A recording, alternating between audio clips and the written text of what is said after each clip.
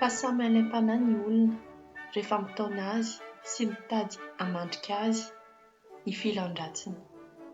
Ka rehefa eken'ny olona ny filan-dratsy dia miteraka ota, ary rehefa mahazo bahana tanteraka ny ota dia miteraka fahafatesana ara-panahy.